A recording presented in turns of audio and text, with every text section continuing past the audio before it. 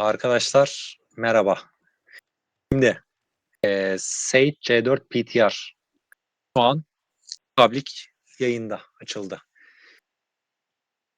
Ana ekran böyle. Hiç bilmeyenler, merak edenler veya takılacak olan arkadaşlar için, yani muhtemelen çoğunuz için bu arayüz tamamen yeni olacak.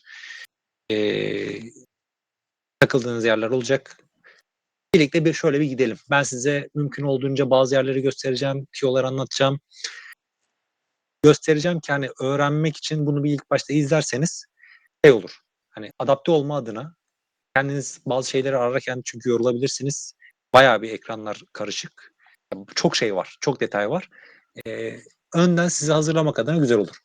Şimdi ben az önce e, profilimi oluşturmuştum. O yüzden ben de şu an play game diyor. Sizde ana profilde profilinizi oluşturmak için bir sekmeye yönlendirecek normalde. Onu da şöyle yapacak. Ben şu an bir profilime giriş yapıyorum. Sizin karşınıza çıkan ekranda işte 3-4 tane buton vardı. Oralara tıklayacaksınız, okeyleyeceksiniz. Accept terms yapacaksınız, yani kabul edeceksiniz. Sonra işte isminizi vesaire yazdıktan sonra orada bir önemli tek bir yer var. O yüzden söylüyorum, takılabilirsiniz orada. Solana başlangıç miktarı gibi bir yer var. Oraya 5 yazın. 5'i geçmeyin çünkü şu az önce denedim ben tekrar. 5'ten fazla yazdığınızda hesap oluşturulamıyor, hata veriyor. 5 yazın, öyle devam edin. Bu Hatta önemli bunu bilgiyi vereyim. şöyle yapayım abi. Ben ekranda çok kısa bir göstereyim. Göster. Ben şu an kendi ekranımda açtım. Bir saniye. Tamam. Play'e bastım. Aynen geldi. Şimdi burada Accept al dedim. Hepsini seçtim. Daha sonra devam dedim. Geliyor. Senin ekran gözükmüyor kanka. Ben kayıtta gözüküyor abi. Tamam. Bak kayıtta. Şimdi bu ekran geldikten sonra burada 3 tane faction geldi. Biz zaten onu seçiyoruz. Daha Aynen. sonra Onu iyi. Arkadaşlar herkes onu iyi. aynen. Sol alt tarafta karakter name diyor. Buraya isim yazıyoruz. Sağ tarafta da Solana miktarı var. Bunu max deyip 10 yaparsak sistem kabul etmiyor. Bunu 5 yapacağız. 5 yaptığımızda ve buraya isim yazdığınızda daha sonra buradan cüzdan oluşturduğunuzda otomatikman oluşturuyor. Bundan sonrasında Otomatik otomatik oluşturuyor bu arada arka planda cüzdanı falan. Sizin hani ekstra cüzdan bağlama gibi bir şeyiniz yok. Bunu söyleyeyim kesinlikle. Hani öyle bir durumlar yok. Arka planda her şeyi otomatik kendisi yapıyor. Zaten bu bir test süreci. Bilginiz olsun. Holozim gibi düşünebilirsiniz. Eğer ekran sende abi. oynadıysanız tamam. Holozim gibi düşünebilirsiniz. Şimdi arkadaşlar açtığınızda oyunu karşınıza bu harita çıkıyor. Ve burası Ustur bölgesi, burası Mat bölgesi, burası mavilerde Oni bölgesi. Şu koyu, daha doğrusu rengi biraz daha farklı olan açık mavi kısım bölge safe zone. İşte Ustur'un safe zone'u şu bölge, Mad'ın safe zone'u bu bölge. Şimdi eğer Sage'i biliyorsanız Sage üzerinden bir kıyaslama yapacağım size. Onu Çok kısa bir anlatmaya araya çalışacağım. gireceğim. Sağ Tabii. aşağıdakini kapatır mısın abi? O kapanıyor. Meet yazıyor ya. Şunu mu? Bak çarpısı var. Ha, Sağ. tamam, kapattım. Tamam. Tamamdır. İyi söyledin. Şimdi e, Sage oynadıysanız veya Holozim oynadıysanız orada şunu bilirsiniz. Orada işte base'ler vardır. O base'leri kullanırız biz. İşte oralardan gemileri dock yaparız, çıkartırız, madenciliği vesaire orada yaparız. Yeni C4'te harita çok daha genişliyor. Aslında bakarsanız şu anlamda geliyor. Hani nasıl genişliyor? Oradaki her bir base noktası yeni haritamızda aslında bir sistemler bölgesi. Buna region diyoruz. Örnek vereyim.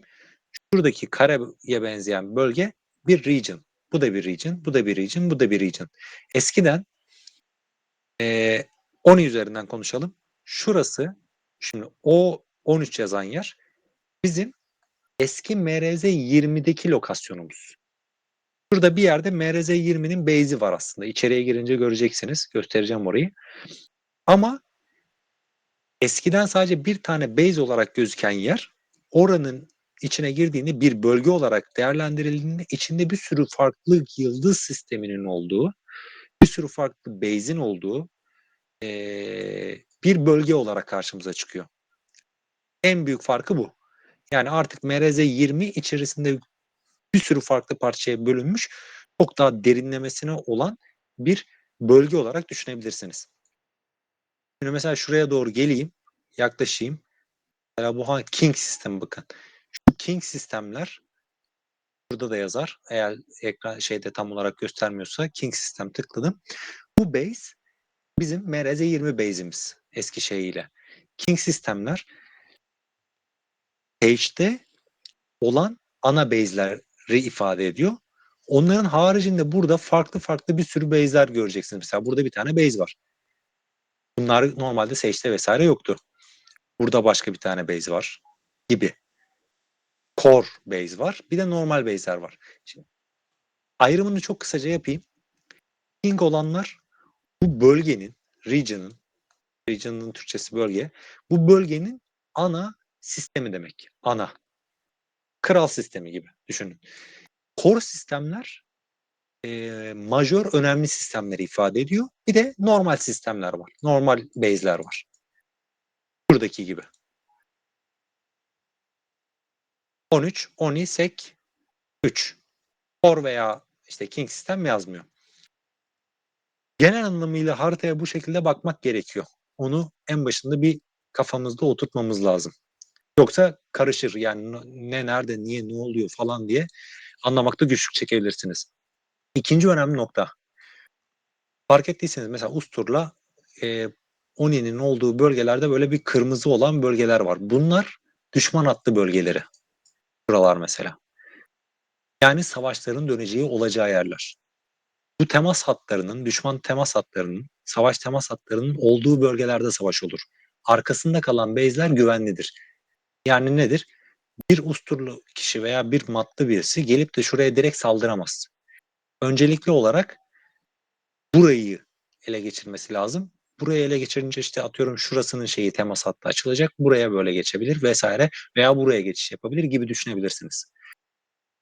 Temas hatları da önemli. Her yer temas hattı değil. Farkındaysanız mesela şurada var, şuralarda var, buralarda var gibi. Başka bir konu Sage'de olmayan ama ara bölgeler, normalde boşluklar olan yerlerde artık yeni bölgeler de eklenmiş durumda. Bunlar şu an nötr zone diye geçiyor. Yani herhangi birisinin sahipliğinde değil. Mesela ONI'dekiler gelip buraları kendi bölgesi gibi alması lazım. Bunları alabilmesi için de içerisindeki core sistemleri hepsini alması gerekiyor. Yani atıyorum burada toplamda kaç tane base olsun veya yıldız sistemi olsun? 12 tane olsun. Bunların 6 tanesi diyelim ki core sistem. 6 tanesini ele geçirdiğinizde burası sizin kontrolünüze geçmiş oluyor. Bakın core yazıyor. Daha yaklaşayım. Şu core. Bakın bu mesela küçük bir sistemmiş. Bunda core falan yazmıyor. 3 tane gördüm şu an. 4, 5.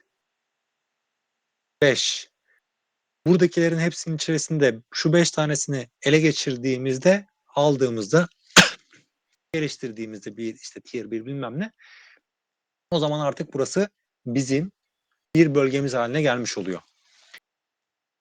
Bu da başka bir bilgiydi. Yani şuradaki neden mavi olmadığını merak edenler olabilir. Pardon. Onun için söyledim, anlattım. Şimdi bir başka konu, Sage'de olmayıp da burada olan warp lane'ler. Yani warp gate'ler daha doğrusu. Şöyle bir tane örnek göstereceğim. Bakın şöyle yaklaştığımda şurada bir warp gate gözüküyor. Şu. Ve burada. Ve birazcık uzaklaştığında da şurayı bir kapatayım.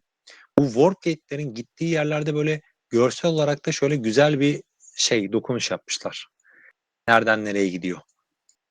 Ve çok hızlı seyahat edebilen ve masraflı kullanım yerleri bunlar.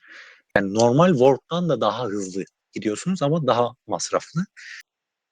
Şöyle uzaktan biraz baktığınızda belli oluyor nereden gittiği bu warp gate'lerin. Onu da bir önden paylaşmış olayım. Bilgisini vereyim. Henüz ben hiç warp gate kullanmadım. Bunlara falan bakarız ileride. Harita ile alakalı genel olarak anlatacaklarım bunlardı. Şimdi biraz arayüzle alakalı bilgiler vereyim. Robin bir şey soracağım. Tabii. Şimdi bu work gate'leri kullanmadan atıyorum bir bölgeden başka bir bölgeye geçebiliyor muyuz? Subwarp'la Geçebiliyoruz. veya Warp'la. Evet, geçebiliyoruz. Tamam. Yani ama temas hattı bölgesi olması lazım şey yapabilmemiz için. Oralarda saldırı vesaire yapabilmek için. Atıyorum. Burada mesela Warp Gate yeri var ama bunu kullanmak zorunda değiliz. Ben en azından şu an öyle biliyorum. Henüz deneme yapmadım, test yapmadım. Değiliz. Şuradan başlayıp şuraya subwarp yapıp veya warp atıp kaç tane warp atmamız gerekecekse gidip burada işte bir şeyler yapabiliriz. Ele geçirmeye çalışabiliriz, kaldırabiliriz vesaire vesaire.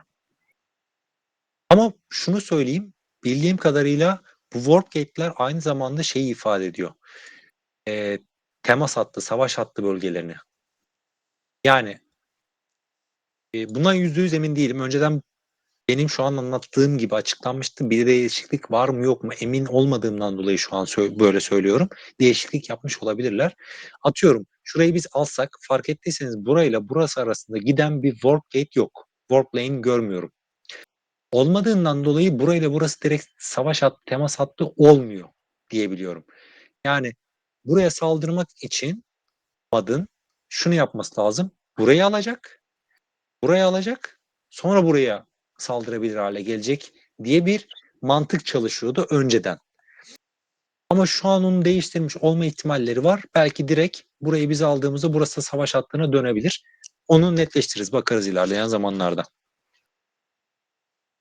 Şimdi genel arayüzle alakalı burada bizim bir profilimiz var.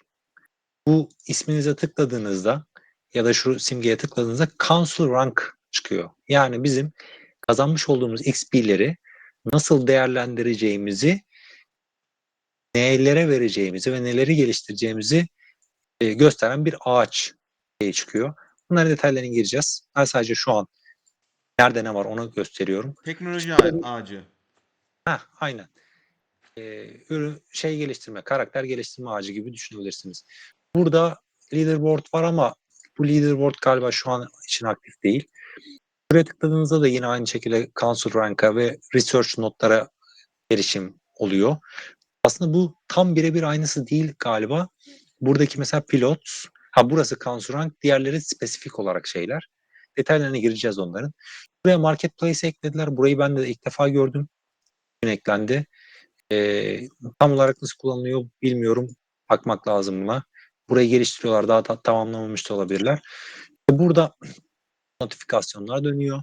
Burada işte ayarlar vesaire var. İşte burada ne kadar Solar'ınız var, ne kadar Atlas var. Burada check-in yapıp, günlük check-in yapıp burada biriktirebiliyorsunuz, stake biriktirebiliyorsunuz. Access kazanıyor musunuz? Access. Tam bilmiyorum detayını. Şurasını söylemiştim. Bir önceki kısımda help ve support kısmından raporlama yapabilirsiniz. Bulduğunuz bug'ları feedback verebilirsiniz. İşte feature bir isteğiniz varsa, bir özellik gelmesini talep ederseniz veya tavsiye ederseniz buradan yapabilirsiniz. Support'a direkt bağlantı falan. Böyle genel olarak işte burada müzikleri aç kapalar var veya ayarlamalar var. Ayarlara bakarsınız. Burada haritayı resetler. Burası direkt CSS'ye gider. Sizin bulunduğunuz. Burası Port of Entry, yani diğer dışarıdan, cüzdandan oyunun içerisine aktarmak istediğiniz şeyleri vesaire buradan yaparsınız. Geleceğim buraya. Bir sonraki aşamada geleceğim. Burada bunlar ifade eder. Kontrol altında tutulan sistemlerin sayısını ifade ediyor. Yani mesela atıyorum şu an madde 123 tane kontrol edilen sistem varmış.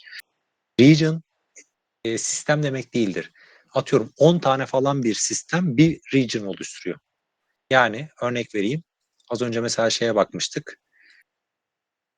Şuranın içerisinde mesela 10 tane sistem var. O sistemler işte güneş sistemi gibi düşünün bunları. Yıldız sistemleri. 10 tane sistemin oluştuğu bir bölgeye yaklaşık ortalama diyorum. Bazılarının 12, bazılarının 8 olabilir vesaire. Bir region oluşturur. Bunlar sistem sayısını ifade eder. Hangi faction kaç tane elinde tutuyor. Bu sizin Krev sayınız diye hatırlıyorum ben şurası ama burada onun detayı yazmıyor. Bakarız. Şimdi şurada en üstte kısa yol tuşları var. Bunlar filolarınızı gösterir. Ben eğer filo kurmuş olsaydım burada onu gösterecekti. Otomasyon da muhtemelen buraya ilave edilecek. Henüz animasyon yok. Burada envanterle alakalı kısa bir bilgilendirme yeri var. Farklı base'lerde şeylerim olmuş olsaydı burada gösterecekti. Mesela şu an 0 gemim varmış şeyde. CSS'de 1000 tane krevim varmış, kargom yokmuş. Devam ediyorum. Krevlerin detayları burada yazıyor işte. CSS'de 1000 tane varmış. Crafting ile alakalı özet tablosu burası. Scanning ile alakalı tablo burası. Buildings kısmı binalar, işte claim stake'ler ve kuracağımız crafting hub'lar buradan kontrol edilebiliyor. Nerede, nasıl, ne kadar var vesaire. Bunlar da crafting hubs tamamen yeni bir konu. Claim stakes tamamen yeni bir konu. Bunlara biraz gireceğim. Biraz anlatacağım. Galaxy'nin tümünün detayları, işte bilgileri vesaire de burada bazı bilgiler var. Tıkladığınızda direkt o Galaxy'deki işte o sisteme ışınlıyor sizi gibi bir sistem. Şimdi gelelim bir resetleyeyim. Go to CSS diyeyim. CSS'nin şöyle bir arayüzünü göstereyim size. Şöyle bir arayüzü var. Yeni arayüzümüz bu yani. Bir base'e girdiğimizde bu şekilde duruyor. Buraya girmeden önce ben size göstermek adına ilk oyuna başladığınızda nasıl ne yapmanız lazım onu gösteriyorum. Şimdi Port of Entry'ye tıkladım. Tamam mı? Şu an bana şu itemler oyun tarafından, yani takım tarafından bedava verildi. Hani bunlarla al başla diye. Normalde böyle değil tabii. C4'te bizim kendi itemlerimiz vesaire olacak. Şimdi yapacağım şey şu. Burası wallet tarafı. Bu da Starbase Inventory tarafı. Tamam mı? Henüz o tarafta hiçbir şeyim yok aktarılmadığı için içeriye. Bu arada bu Port of Entry'ye Starbase'in CSS'nin içine girdiğinizde şuradan da ulaşabiliyorsunuz. Arayüz bakımından. Mesela ben her şeyi aktarmak istiyorum içeri. Bunlara Max'lara bir tıklayayım. Önceden 4 taneyle bir sınırlandırma vardı ama şu an o sınırlandırmayı kaldırmışlar galiba. Şimdi 1, 2, 3, 4 bakayım 5. yaptırıyor mu? Yaptırıyor. Tamam, güzel. Hepsini ben aktarayım içeri. Hop, ne yaptım? Şurada kalmışım. Şimdilik bu kadarını bu tarafa bir ön şeyini yaptım. Ön aktarım bu. Diyor ki transfer manifest diyor. Yani bunların hepsini transfer etmek istediğine emin misin gibi bir şey. Tıklıyorum. Bak şu an geçiyor. Hepsi birlikte. Normalde dörder de iyi arttırmışlar miktarını. Biraz zor oluyordu. Geçmiş galiba. Aynen şu an geçti. Starbase tarafına geçtim. Baktım buradalar. Okey. Şimdi ben kalanları da hemen hızlıca yapayım. Bu itemlere vesairelere çünkü hepsine ihtiyacımız olacak. Gerçi çok fazla da yapmayayım. Birazcık uzun sürüyor gibi duruyor çok fazla olunca. Bu arada yine Heh. dörder dörder galiba abi. Bir şey fark ettim. Bak sağ Hı. üst tarafta 3 TX yazıyor. Sen 4'ü geçtikten Ha, sonra TX evet. sayısı artıyor. Anladım. O yüzden bir tık daha uzun sürdü o zaman. Tamam. Hani aslında şu an Bu zaten 3 işlem yaptı. evet. 3 işlemin içine sığdırabildikleri, yani bir işlemin içine maksimum 4 tane falan sığıyor. Ona göre gidiyorlar Bak galiba. 4 tane koy şimdi. Yapmayayım. 1, 2, 3, 4. Bir tane TX oldu. Bir tane daha koyayım mesela. Bak 2'ye geçti. Aynen. Aynen. Dörderli. Buradan Yine kaldırayım. 4 yani. Dörderli. Transfer diyeyim. Aslında yine dörderli oluyor da bir tık daha Onu fark ettim. kolaylaştırmışlar şimdi.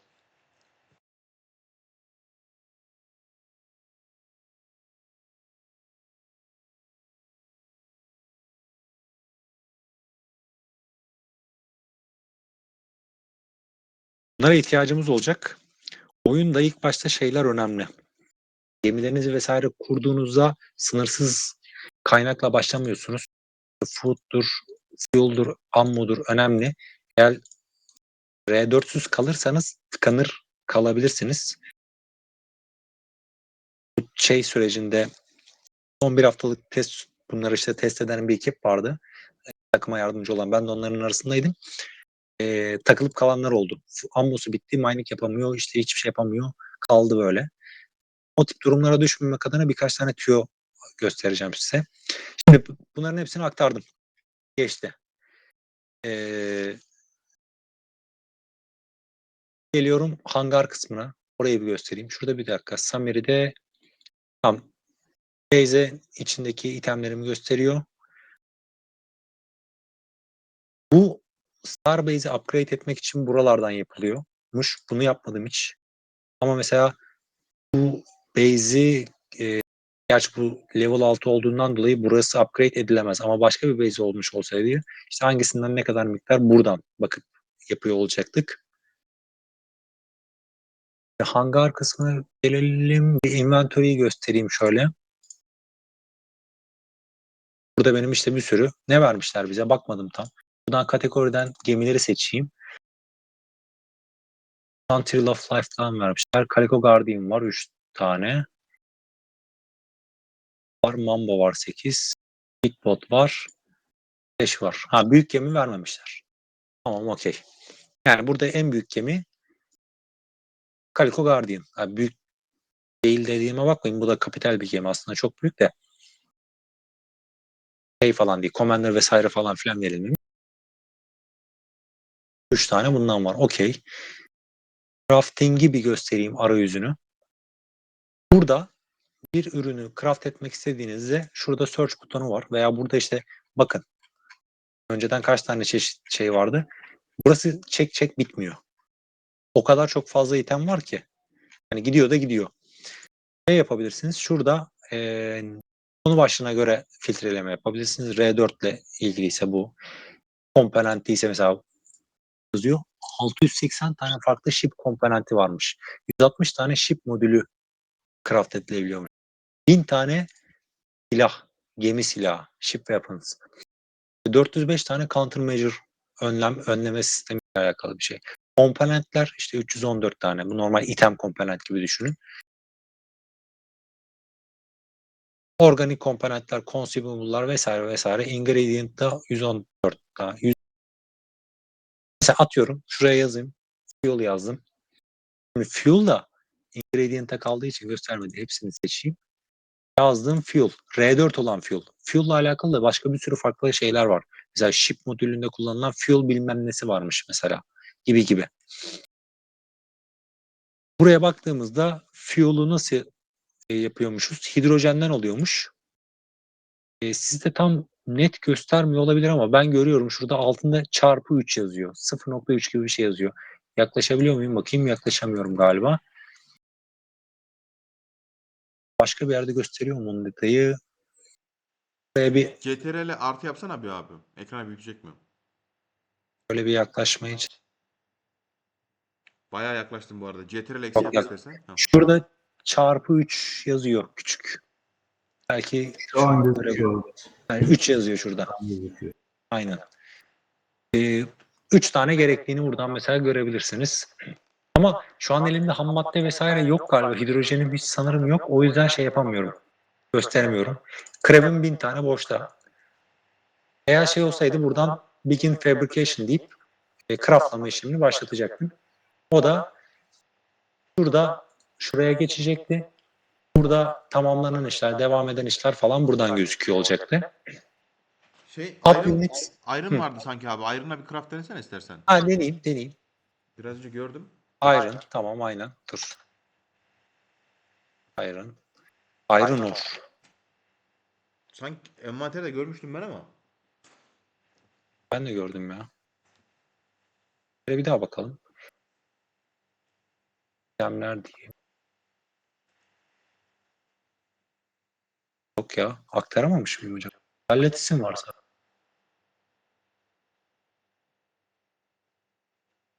Ha, normal Iron varmış. Iron ore Tam yokmuş. Iron'ı şey yaparız biz de. Neydi şu yukarıdakinin ismi vardı ya.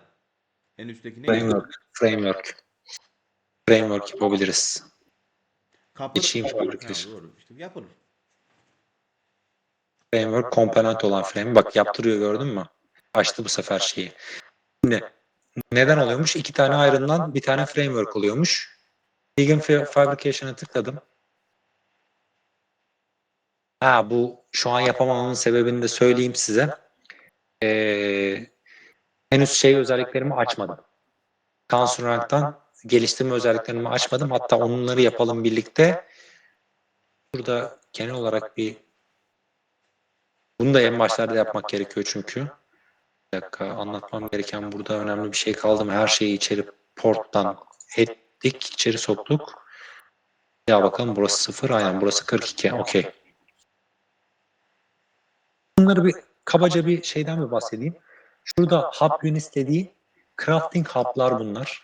Yani şu, mantığı anlamanız için söylüyorum. Normalde biz craft yaparken Starbase'lerin, tamam, bize ait olmayan derken yani bireysel olarak bize ait olmayan Starbase'lerin, Faction'a ait bunlar, üzerinde onların bölgelerini kullanarak craft yaptırıyorduk. Sage'de falan öyle. Crafting Camp konusu şu. Biz kendimiz bu Starbase'lerde craft yapabileceğimiz bir depolama alanı ve craft tezgahı gibi düşünün. Bir alan kuruyoruz, bir ev yapıyoruz. Tamam mı? Ve bunları kullanaraktan craft yapabilme özelliklerimizi arttırıyoruz, hızlandırıyoruz. Daha fazla output alıyoruz. Diyorum, normalde 10.000 üretecekken 15.000, 16.000, 17.000 alıyorsun. O da crafting hub'ının işte yarına, özelliklerine vesairesine göre değişiyor. Bu işte buna yarıyor. Bilgi olarak söylemiş olayım. Claims tarafında da claim stake'ler var. Bunlar genellikle karıştırılıyor. O yüzden bunu detaylı anlatıyorum. Claim stake ise bir gezegenin üzerine kurduğumuz mining operasyon bölgemiz. İlk önce claim stake'i oraya bir yerleştiriyoruz. Örnek verelim. Seçelim. Mesela nereye seçelim? Burayı seçtim diyelim. Tamam mı? Elimde bir tane claim stake varmış. Bu. Tıkladım. Tabii ben şu an bunu kurmayacağım. Ama size göstereceğim. Kurmak için çünkü biraz test yapmam lazım. Hangisine kurmak daha mantıklı vesaire gibi. Bunlara bakmak lazım. Atıyorum, burada farklı farklı claim stake'ler var. Gerçi hepsinden de varmış elimde. Ready yazıyor hepsi. Mesela claim stake 1. Bu planete 50 atlas kiralama karşılığında. Biz burada aslında arsayı kiralıyoruz. Yani gezegenin üzerindeki o toprağı kiralıyoruz ve biz burayı işletiyoruz. Claim stake bizim çalışma bölgemiz, alanımız. O çalışma bölgemizin mining yapacağımız bölgeye, kurulacağımız yere vermiş olduğumuz rent kirası gibi düşünebilirsiniz. İşte ne kadar süreliğine kiraladığımız, günlük kira miktarı şu kadarmış mesela. Yani çok ucuz aslında baktığınızda şu şeyler. Parametreler doğruysa eğer bu miktarlar. Buralarda işte ya bu base'de hangi şeyler var? Bunları gösteriyor. Neden o? Ham maddeler var. Hepsinin 1.4'müş çarpanı. Takım kazımızı, olaylığı vesaire. Şuraya place dediğimizde yerleştirecek ama tamamlamayacak. Placement failed diyor. Çünkü yine aynı şey. Biz burada şeyleri yapmadığımız için. Renkten gerekli şeyleri vermediğimiz için. Onları verdikten sonra bunları yapabilmeye başlıyoruz. Önemi orada. Tamam, bunu da böyle kabaca bir gösterdim. Şimdi gelelim şu şeyleri bir yapalım. God modu açacağım burada. Eğer açıksa starting mode, God mode. God mode dediği tanrı modu. Tamam mı? Bu bir test süreci olduğundan dolayı şeyi yapmışlar. Hani per mod gibi bir şey açmışlar. Herkes bunların hepsini sonuna kadar açsın. Sonra içeride test edebilsin, deneyebilsin diye. Ben direkt start research diyerekten bunu başlattım. Farkındaysanız böyle şey yapıyor. Tamamlanıyor. Bu starting node, bu unlock değil. Tamam, bu okey. Bunların ikisi de bitti. Burası tamam. Şuraya geçelim. Bu neymiş? Filo büyüklüğü. Fleet size. Tamam mı? Yani bunlar açılmazsa şu demek. Biz hani en ufak bir filo bile kuramayız. Starting node. Dur bir dakika, buraya geleceğiz. Bunu tier 2'ye yükseltiyorum şu an. Bakın. Şunlardan bir tanesini bunu yükseltti galiba. Yok diyor. Niye? Ha, bir şey gerekli diyor. Ne olduğunu şu an bilmiyorum. Belki bir dakika, şurada bir şey mi yapmam lazım?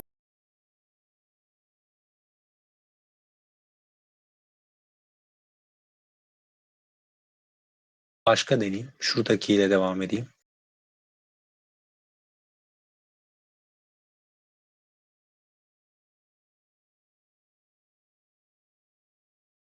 Oynadıkça mı? yapacağız. Filan olmadığı için olabiliyorlar ya. Olabilir. Ya bunu tam açmamış olabilirler mi? Biz şeydeyken açabilmiştik de. Normalde buradan açılıyordu. Bir dakika, bir şeyi request is needed. Ön gereksinimler lazım gibi bir şey diyor. Bir şeylerim eksik. Deniyorum. Bunlardan açabilir. Ya ne diyor? Bir tanesini okuyayım. O diyor ki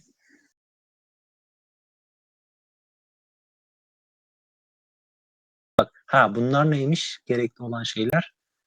Tamam diyor. Bu tamam diyor. Bu da tamam diyor. Ben bir F5 atayım. Belki onunla ilgilidir. Açayım orayı.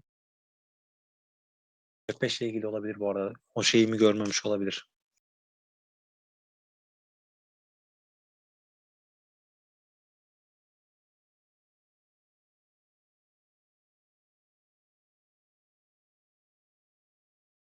Bakalım. Bunların var aslında ama bunu yapmama izin vermiyor. Yani öncelikli olarak yapmamı gerektirecek şeyler burada yazıyor. Gereksinimler burada yazıyor. Hepsi karşılanıyor diyor. Met. Fakat yapmama şu an izin vermiyor. Neden bilmiyorum. Belki bir bug'dır. Çünkü burada bazı güncellemeler yapmış. Şunları falan eklemişler. Yeni bir şeyler deniyorlar. Belki de henüz benim bilmediğim yeni bir şey ilave edilmiştir. Emin değilim. Bunlarda yapabildiğim varsa diye bir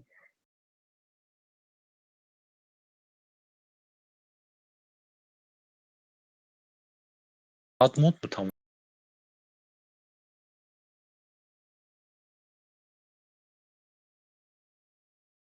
Tarafta ne var?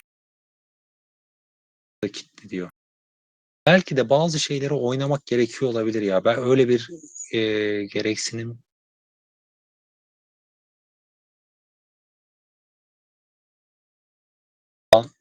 Ha,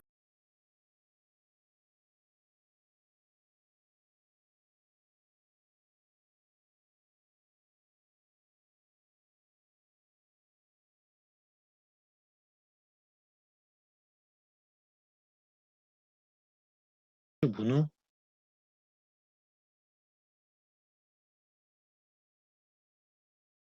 completed tamam. Elinde atlasın var mı? O yüzden mi acaba? Bak bir atlas istiyor. Ben de şimdi açtım arka planda Doğru bakıyorum. diyorsun galiba. Doğru diyorsun. Öyle bir şey vardı biliyor musun? Bak şu an oraya girmiyor. Orada bir atlas yazıyor. Bir dakika, Atlas nereden alıyorduk? Port of Entry'den biraz bize Atlas veriyordu. Şeyden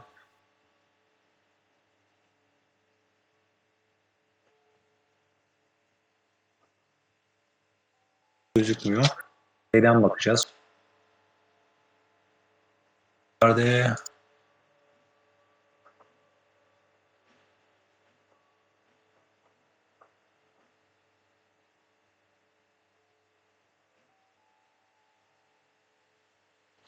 Deposit Atlas. Galiba Atlas'ımız olmadığı için olmuyor. Dur bir şey buldum bir dakika.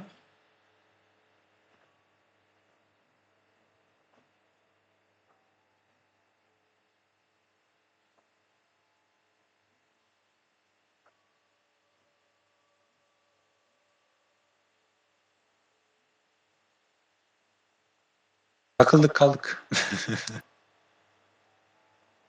Nerede Atlas?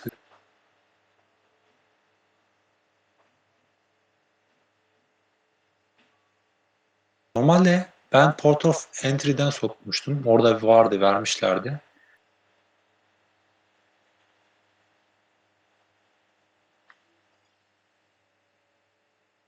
Evet elimizde atlas yok. Muhtemelen ondan kaynaklı.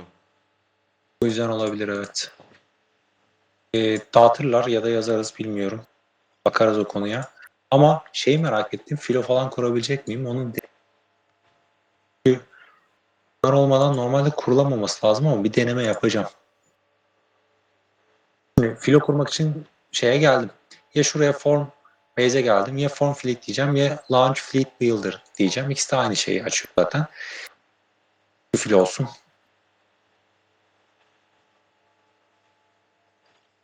Kurabilir miyim? Ve add to diyorum, buraya atıyor. Tamam mı? Kaç tane seçti?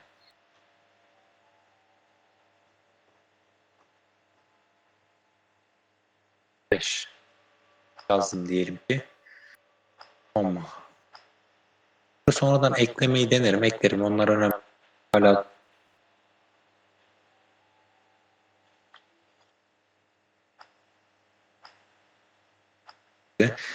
Cornflake dediğimde normalde kurması lazım. Bakalım kuracak mı? Answer rankım kurdu. Tamam. Şimdi ben ilk başta kurarken de bu filonun içerisinde ham maddeleri vesaire kurarak önden doldurabilirdim. Ya da kurduktan sonra gelip Manage'e tıkladım. Burada. Hangarda. Buradan da atıyorum. Şunun üzerine tıklarsanız bakın. Bununla alakalı şeyleri buraya getirir. Yani fuel pods şuraya direkt atabilirsiniz. Max deyip böyle de yapabilirsiniz gibi. Şimdi bunun iki tane şey var. Bunu karıştırmayın. Söyleyeyim. Cargo hold, fuel pod bu ikisi ayrı. Kargonun içerisine fuel koymak istiyorsan R4'ler için geçerli bu. Buradan bunu koymanız lazım. Fuel pod'un kendisine koymak istiyorsunuz. Bu pod, fuel pod yazandan koymanız lazım. Ammo'ya tıkladım. Ammo pod olanı koyuyorum. Food, cargo hold koydum. O full doldurdum. Mesela bu kadarına doldurmaya gerek yok. Şuradan gireyim. 10.000. 10.000 de fazla ya gerçi. Kaçmış bunun şey? Boşluğu toplam. 23.000. Bakın burada yazıyor. Tamam.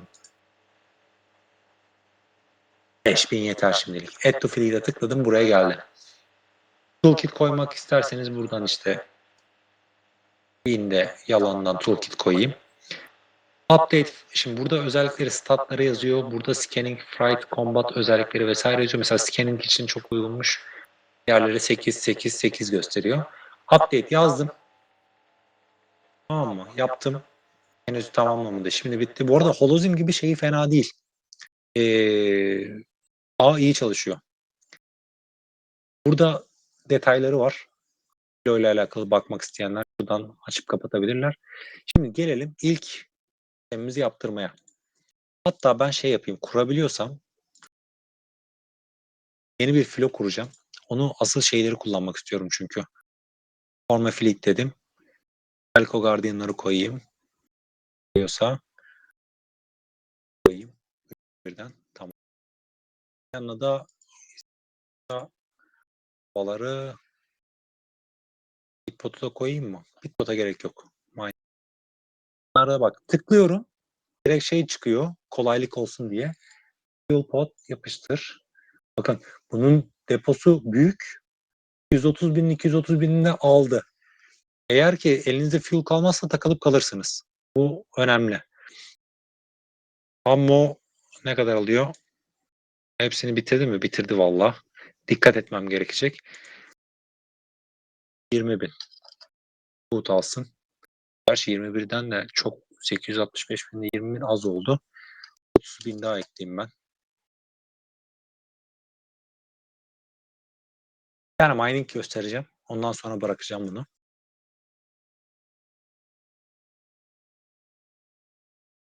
Form Fleet. Gerçi şu mesela bitmeden hiç Form Fleet'e tıklamadım. Hep genellikle bekledim.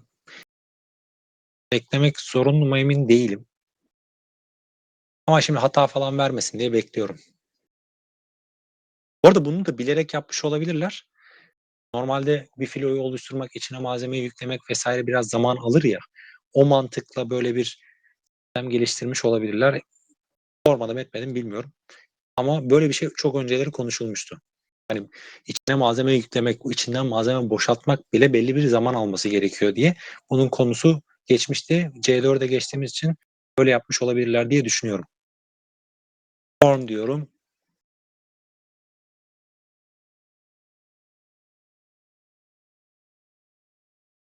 Sebebini tam bilmiyorum. Bunu bir çıkartıp deneyeceğim. Olacak mı, ne olacak merak ediyorum. Ya o bir bug olabilir. O bug'ı görselini işte kopyalayıp yapıştırıp bug olarak raporlayabiliriz. Yaparsanız güzel olur yani.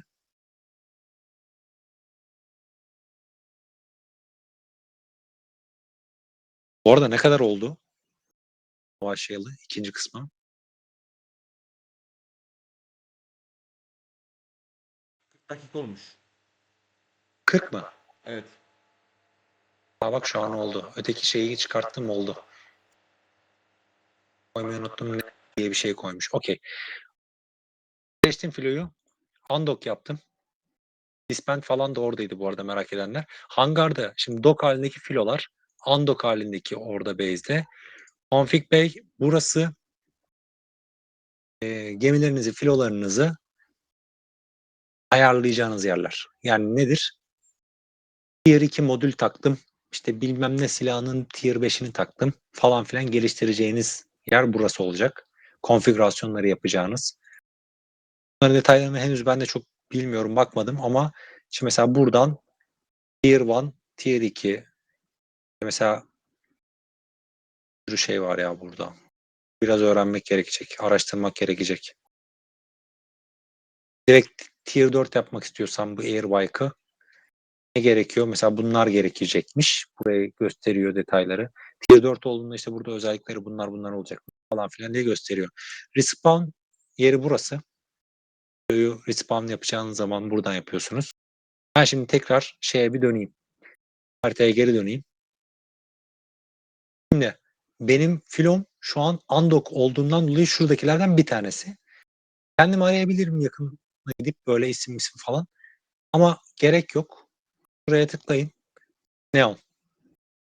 Seçti onu. Üç tane şunlardan bir tane aslında bunların isimleri şu ortada yazıyor. Mesela buymuş benimki. Şurada yazıyor bakın. Seçtim. Tamam mı?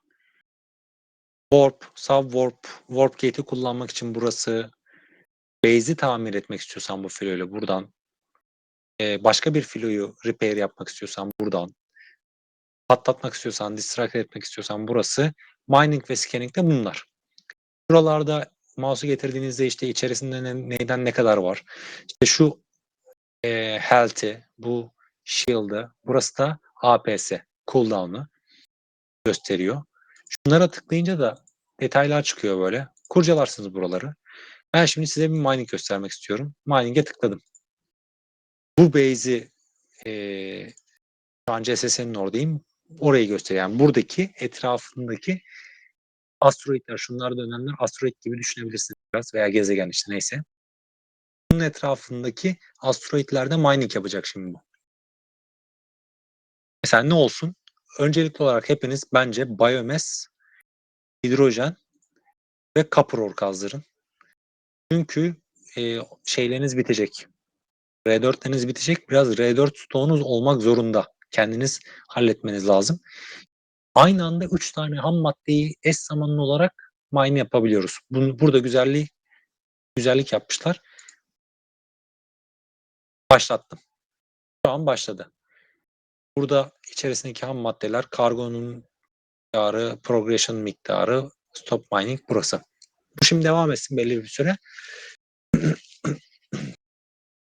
Ben bir tane daha bir filo koruyayım. Auto CSS. Log feed'lere gel. Yeni bir filo kur de. Elimde ne var? X'lerle Trail of Life kurayım. Taşımacılık falan olsun. Olsun.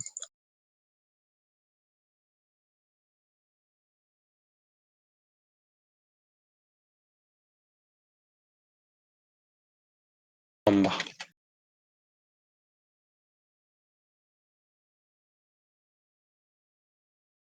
Dedim şuraya. Kuralım.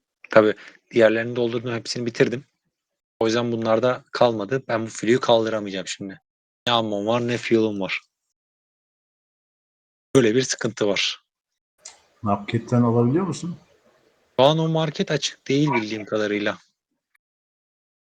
Burada market var ama eklediler ama benden ne diyor bakayım, kullanmaya çalışayım. Largo diyor. Tam eklememişler ya. Görüntüsünü paylaşmışlardı da buraya daha eklememişler. Biraz farklı bir şey olmuş.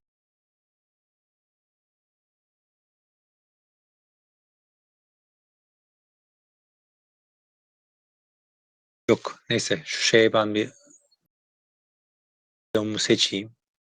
Durdurayım. Top mining diyorum. Block yaptırıyorum. Tamam mı? Bir kapatayım. Farklı yollarla buradan da gidebilirim. Az önceki yaptığım gibi buraya tıklayıp buradan da gidebilirim. Böyle. Ha bir de şeyi göstermek istiyorum size. Bir filonun üzerine tıkladığında bu filonun burası atak range'i diye biliyorum en dıştaki. Buradaki şey içerisinde bulunan herhangi bir yere saldırabiliyor. Bakın birisi şey yapıyor, subwarp yapıyor. Bir de ne gösterecektim size? Scanning falan yapıyordu. Ha şunlar. Şurası HP, işte SP, da AP'yi gösteriyor. Bunlar da kargonun işte normal burası kargo tarafı, fuel tarafı bir de ammo tarafını gösteriyor. Doluluk oranlarını. Ha bak bilgi geldi şu an Atlas airdrop'u yapılacak herkese diye. Herkes aynı sıkıntıyı yaşıyormuş. Evet. Auto CSS yapayım tekrar. Şu şeyi altayım. Atmayı da göstereyim. Girdim içine. Buraya yazdığı ham maddeler geldi. Hemen şöyle yapabilirsiniz. İsterseniz tutup çekip yapabilirsiniz. Update'e tıklayayım. Yine halini güncellesin. Tamam. Crafting'e gidiyorum. Hemen başlayalım. Fuel. Hemen craftlayalım. Ne kadar craftlayabiliyor? 737 tane craft'ım kalmış. 250 tanesiyle 18 saniyede craftlayacak. Craftlasın. Ha, craftlayamıyorum, atlasım yok. Çünkü crafting fee gerekiyor. Bu aşamada bekleyeceğiz şey yapmalarını. Atlas drop yapmalarını bekleyeceğiz. Şey göstereyim çok azıcık. Subwarp'u vesaire. Madem şu an beklemedeyiz. Koymuştum diye hatırlıyorum. Şunu bir anda yapayım fazla şey harcamadan. Birileri şey yapıyor. Subwarp diyorum. Buraya doğru gelsin. Start subwarp diyorum. 13 fuel harcayacakmış şu kadarlık mesafe için. Böyle geliyor. Görselli yapmışlar. Warp atayım mesela. Buraya. Warp'a önden hazırlanıyor. Birazdan başlayacak. Tak. Warp attı. Kısa mesafe tabii bunlar. Normalde biz şu an çok yakındayız. Uzaktan baktığınızda başka bir sisteme giderken falan yapmak lazım. Şöyle de bir özellik yapmışlar. Mesela bunun üzerine tıkladığınızda follow dediğinde onu direkt takibi alıyor. Ortalıyor. Öyle bir özellik var. Bundan çıkmak için lock'u kapatmanız lazım. Başka scanning yapabiliriz. Bakalım scan için layer kit lazım, toolkit lazım. Tamam alalım. Toolkit alalım.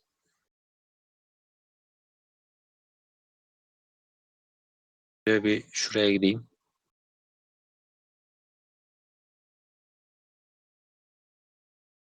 Lock yapayım. SS'ye gittim. Girdim. Hangar.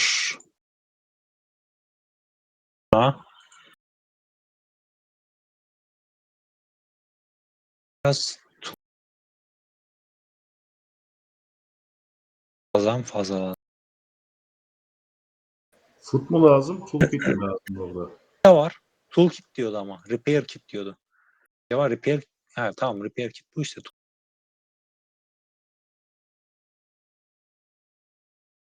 Undock yapayım şunu tekrar. Ops.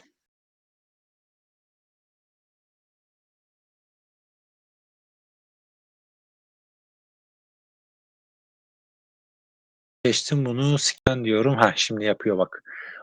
Bunları hiç denememiştim ben de. Bakın farklı scanning çeşitlerini getirmişler. Oo. Arkadaşlar işte bunların her birisi farklı bir konu için farklı bir mesela atıyorum bir gemi arayacaksanız veya bir item arayacaksınız veya bir sinyal arayacaksınız. farklı scanning tipleri var. Mesela örnek gelişmiş paternlerini aramakmış. Yapıyor mu şu an? Ha, yapıyor. Bakın yaptı. Bir tane yapalım mı? Bir dakika şey vardı. Cooldown'a düştüm. Neyse. Bunları göreceğiz. Biraz daha araştıracağız. Böyle. Başka önemli bir şey ne var? Var mı? Var. Ben almış olduğum error'lar vesaire burada birikiyormuş. Var. Transaction geçmişim vesaire. Genel olarak bu. Daha sonra yapacağım. Şeyi gösterebilirim aslında. Asıl onları göstermem lazım. Ama şu an Atlas olmadığı için veremeyeceğim. Biraz daha detaylı şu hub nasıl kurulur, claim stake nasıl kurulur yapabilseydim. Çünkü biraz kompleks. Yani oralarda bir şeyler falan ekleniyor. Yani mining yapma işlemi bunların üzerinden olduğu için normalde oraya binalar falan kurmak gerekiyor etrafına. Ama belki şey yapabilirim. Bakayım bir.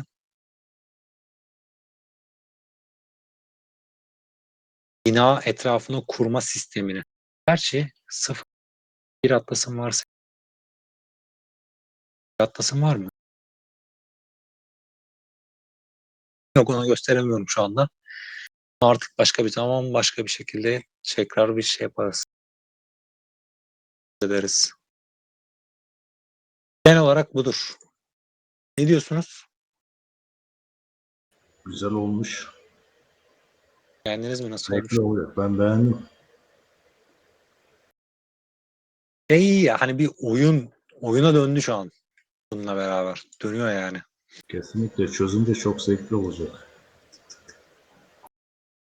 Combat vesaire de oradan oluyor ama bazı şeylerin biraz daha kolaylaşması lazım. Mesela şu an filolara erişim vesaire bir tık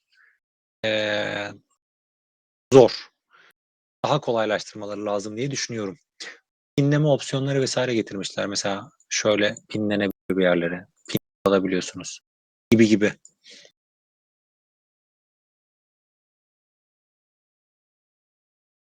Evet. C4 BTR geldi. Sonunda beklediğimiz güncelleme geldi. Tabii oyunun son hali değil. Daha şu an test aşaması. Nasıl bir şey olacağını en azından artık hepimiz görebiliyoruz, bakabiliyoruz.